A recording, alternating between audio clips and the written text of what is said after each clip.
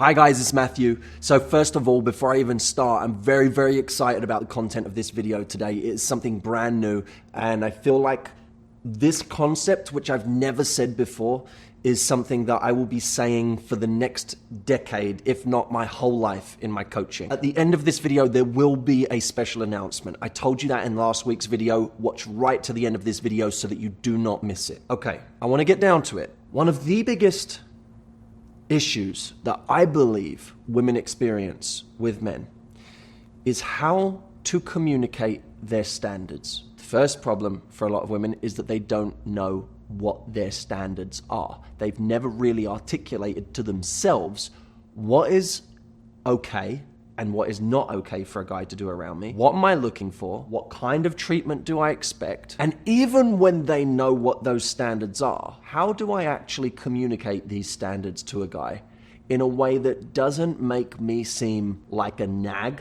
too stubborn, high maintenance? Am I going to come across as aggressive? Of course, people also have that fear of confrontation. I might not like what he just did, but I don't want to confront him because I don't want to create friction or awkwardness.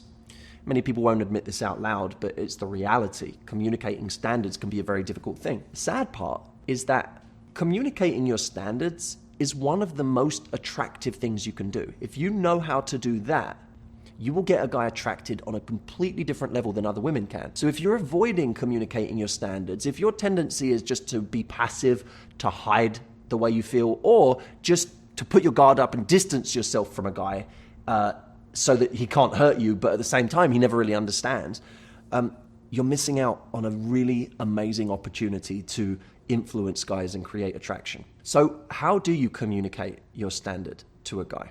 Let's say a guy at the end of a first date says, "Do you want to come home with me?" However he says it. Guys each have their own special way of saying this. How do you deal with this question in a way that articulates your standard but doesn't create unnecessary friction or make things awkward between you?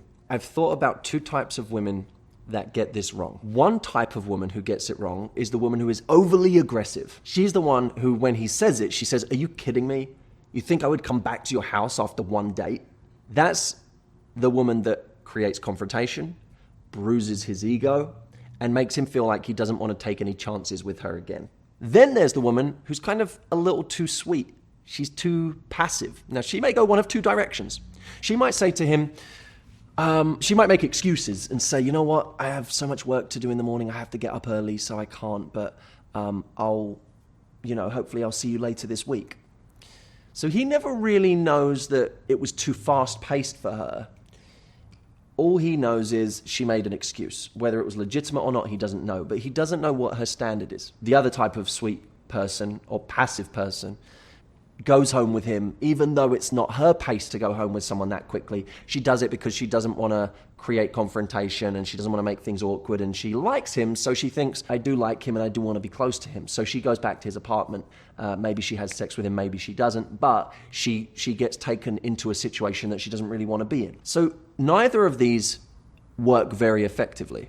One communicates standards, but doesn't create any excitement for the guy. The aggressive woman, she shows her standard, but she doesn't necessarily get like excitement and continue the tension in a good way. She creates bad tension. And the woman who's too sweet, she doesn't create any sense of respect.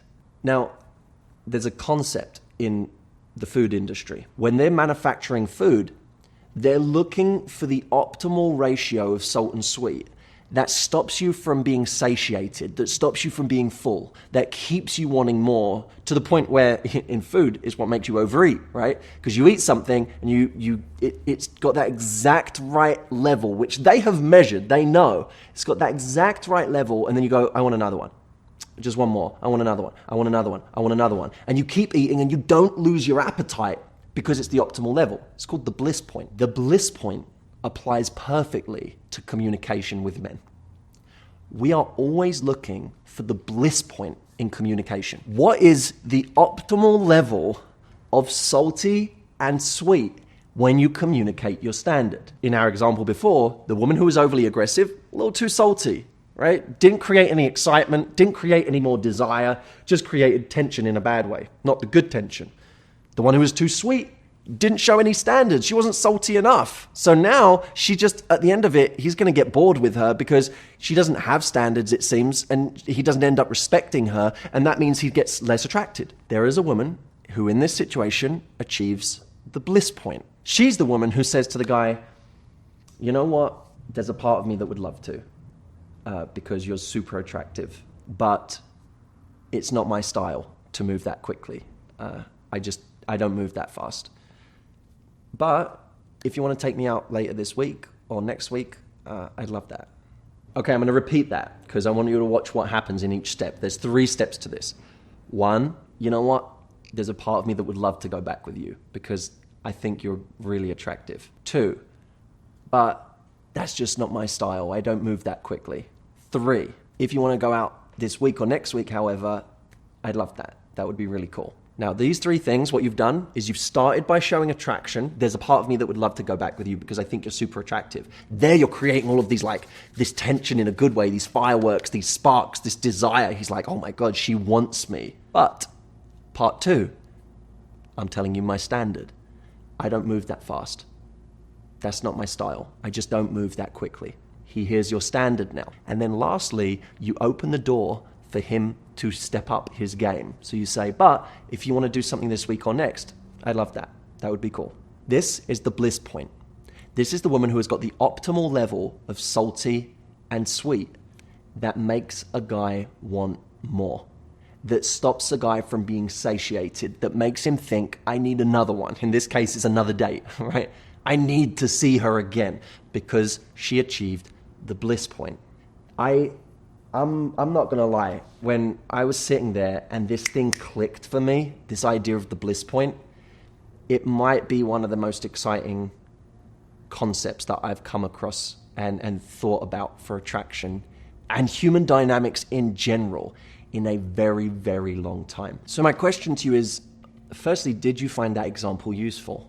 Because if you did, I have many, many, many more that I have been working on for you. When I come up with almost like a neat little trick, a neat little turn of phrase, something you can actually say in the moment that can get you the result, women will use that and see that it works and come back to me and say, well, do you have something that I can say for this situation? And a guy just said this, or a guy just did this. What do I do in all of these different situations? In other words, for every one that I solve, it's like 10 more spring up. I never have time in these YouTube videos to be able to cover them all. It's just, it hasn't been possible. It's like the cutting the head off the beast and 3 more grow.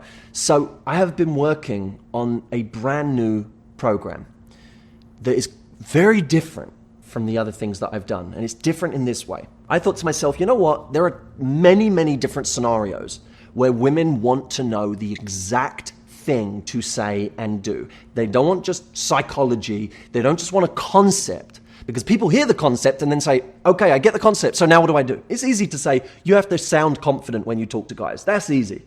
It's easy to say, you know, it's important sometimes to not sound like you're too desperate with guys. That's easy. That's all like just philosophy. Actually then saying, well, how does that translate into what you say? How does that translate into a turn of phrase? What are the things that you should say that trigger a guy's attraction? And how can you say them in this situation, and this one, and this one, and this one? That's why this program has taken me so long. I wanted to create something where we took out all of the filler, all of the explanation, and just said, now we're just going to give you the juice. We're just going to give you what you can say in all of these different scenarios. Last week, I talked about it as the scripts, right? This idea that, you know what?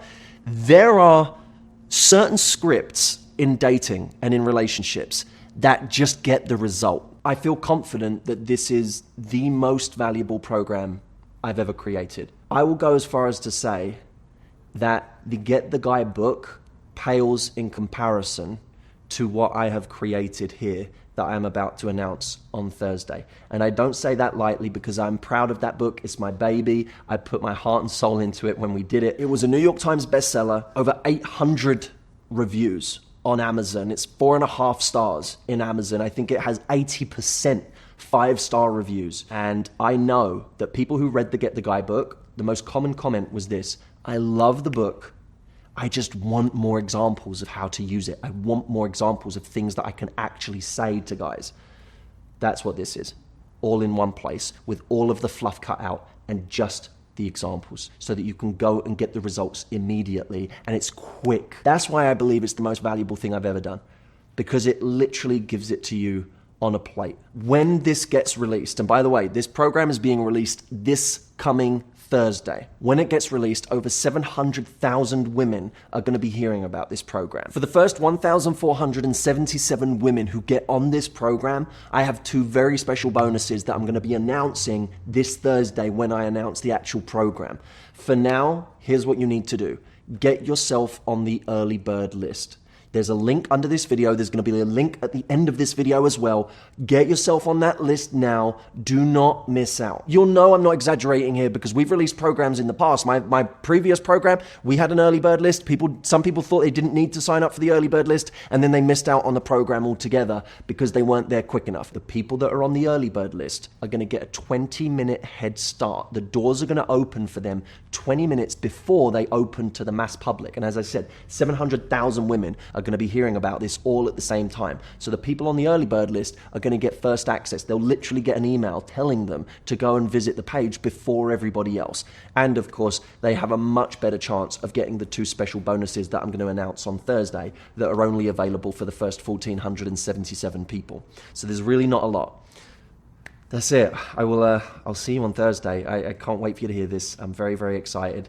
I'll be counting the minutes. Until then, take care, guys. I'll see you soon.